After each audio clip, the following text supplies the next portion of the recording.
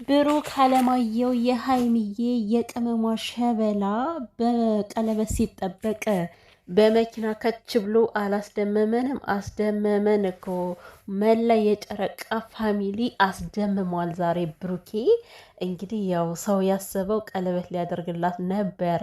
ምክንያቱም ከዚህ ፕራንክ ጀርባ በጣም ትልቅ ሰርፕራይዝ አለ ብሎን ነበረ። በትናንትናው ዕለት ልባችን ጥልጥል አድርጎ ሳስፔንስ አድርጎን ነበር የዋለው።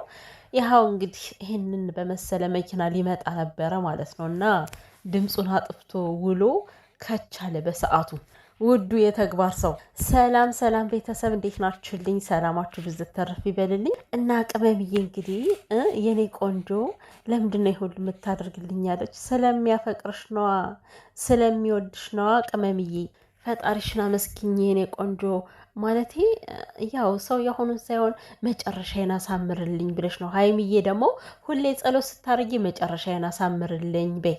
እውነት የሰው ልጅ አጀማመሩ ሳይሆን አጀማመሩማ እንደምንም አድርጎ ይጀምራል እኮ፣ ግን መጨረሻውን ሲያሳምርለት ደስ ይላል። እና ሀይሚና ብሩኬ መጨረሻችሁን ያሳምርላችሁ፣ እግዚአብሔር አምላክ አይለያችሁ የኔ ውዶች ማለት ነው።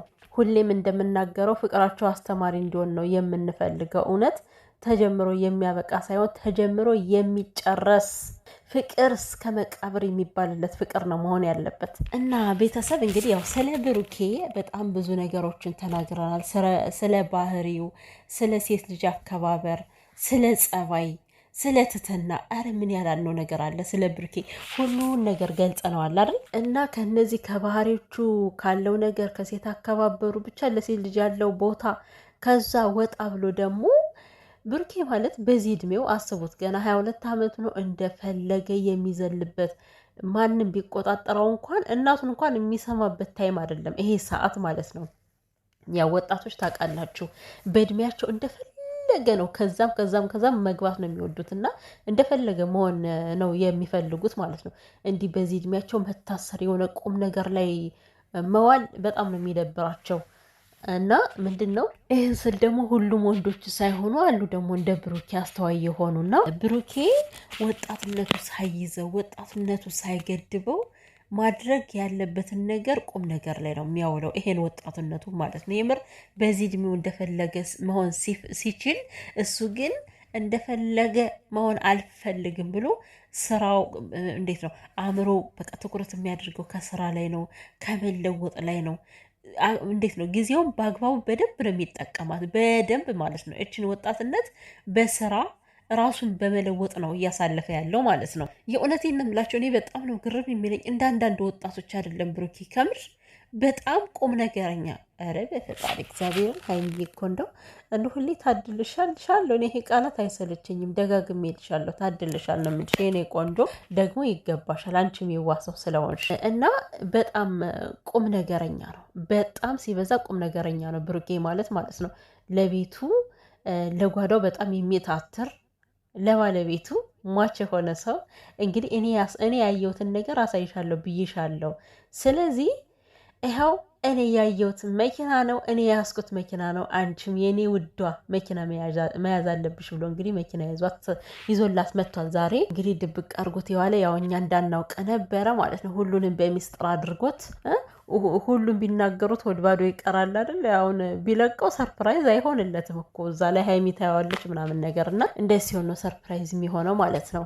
እና ብቻ በጣም ደስ ብሎኛል። በጣም የኛ ታዳጊዎች እግዚአብሔር ከዚህ በላይ እያሳድጋችሁ። ቅመምዬ ደግሞ እንግዲህ አይታችኋታል፣ ሰምታችኋታል። አስተዋይ እኮ ነች። እግዚአብሔርን እኔ ከእሷ ቀድሚያ መሆን አይገባኝም፣ ይሄ ሁሉ ነገር ለእኔ አይገባኝም። አውቃለው እኔ እናንተ ብዙ ነገር ወደፊት መራመድ ያለብን ሰዎችን፣ ነገር ግን በዚህ ሰዓት ላይ አንተ ብዙ አላማ አለብህ፣ እኔ ምንም ነገር አልፈልግም እያለች እየተከራከረች ነበረ ማለት ነው። ቅመምዬ ማለት ፈለግሽም አልፈለግሽም ከዚህ ጋር ይሄ ማለት ለአንቺ ገዛ ማለት የእሱም ንብረት ነው። የእሱ ንብረት ማለት ያንቺ ነው። ኖርማል ነገር ነው። ዋናውን ለመግዛት ለማድረግ አቅሙ ካለው ማለት ነው ለአንቺ ከዚህም በላይ ሊገባሽ ይችላል። ገብቶሻል አይደለ? ምክንያቱም እንዴት ነው እየተሳሰባችሁ ነው እናንተ የምትኖሩት። አሁን ለአንቺ ይሄን ነገር ስላደረገ እናቱን ይተዋታል ወይም ደግሞ ከዓላማው ይሰናከላል ማለት አይደለም። አንቺም ከዓላማው ውስጥ የምትካተች ሴት ስለሆንሽ ከዚህ በኋላ ምክንያቱም ወደ ህይወቱ ሀብለሽ ተቀላቅለሻላ። የኔ ፍቅር ካለበት ቀን ጀምሮ ስለሱ ምንም ነገር አንቺ አለሽበት እና ከዓላማው ውስጥ አንቺ ነሽ ለማለት ፈልጌ ነው። እኔ እንጃ አላቅም፣ ትመልሰዋለች አትመልሰውም አላቅም። ነገር ግን እኔ አልቀበልም እያለች ነበረ። ላይክ እንዴት ነው እኔ መንዳት አልችልም እያለች ነበረ። ቀላል ነገር ነው እኮ ይሄን ያክል ብዙ ይፈጃል እንዴ? መማር መንጃ ፈቃድ መማር ይሄን ያክል ብዙ ይፈጃል? እና እንዴት ነው ከልብ ካዘኑ ምንድነው የሚባለው? አንቺ ከልብሽ ከተነሳሽ በአንዴ ተምረሽ ትወጫለሽ፣ ምንም ችግር የለውም። ኮርሱን መውሰድ ትችያለሽ ማለት ነው። መኪና ባትነጂም ኖርማል ነው፣ ትለማመጃለሽ። ያው ሁሉም ከእናት ወደ አይደለ አውቆት አይደለም የሚወጣ። ሁሉም ተምሮ ነው መንጃ ፈቃዳቸውን ወስደው። ሰው ትማሪያለሽ፣ አንቺም ትነጃለሽ፣ እሱም ይነዳል። እንዴት ነው በዚህ እድሜ ማለት በዚህ ሰዓት እኔ ምንም ነገር አያስፈልገኝም። በእርግጥ እኮ ላያስፈልግ ይችላል። ያው ሀይሚ ብዙ ነገር ማድረግ አለባት። ለምሳሌ እኔ እንጂ አሁን ምን እያደረገች ነው ያለችው? እኔ እኮ አላውቅም። ማለቴ አንዳንዴ ዝም ብዬ ሳስብ ማለት ነው ሀይሚ የራሷን ነገር ከፍታ የምትሰራው ነገር አላት ወይ? ምን እያደረገች ነው? ወይስ ደግሞ እየተማረች ነው? አዲስ አበባ ላይ እንዳሉ እናውቃለን። ግን ብሩኬ ብዙ ጊዜ የኔ ራሴ ግሌ ስራ አለኝ ይላል። ሀይሚዬ ምንድን ነው ስራዋ? የከፈተችው ነገር አለ ብቻ እኔ ምን ስታረግ እንደምትውል አናውቅም። አዲስ አበባ ገብቷችኋል? እየተማረች ነው የርቀት ትምህርቷን ወይስ ትተዋለች የሚለው ነገር ግራ ያጋባኛል። እኔ ግን ትምህርቷን ብትማር እኔ ደስ ይለኛል። የምር ማለት ገና ልጅ ናት ሀይሚ። በዚህ አእምሮዋ ትምህርቷን መማር አለባት ብዬ ነው የማስበው። በዛ ላይ ደግሞ ጎበዝ ተማሪ ናት ነው የሚሏት እኮ ጋሽ እንግዲህ ጎበዝ ተማሪ ናት ሲል ሰምቼዋለሁ ማለት ነው። ስለዚህ ምንም ነገር እየሰራች ካልሆነ ትምህርቷ ላይ ትኩረት ብታደርግ አሪፍ ነው።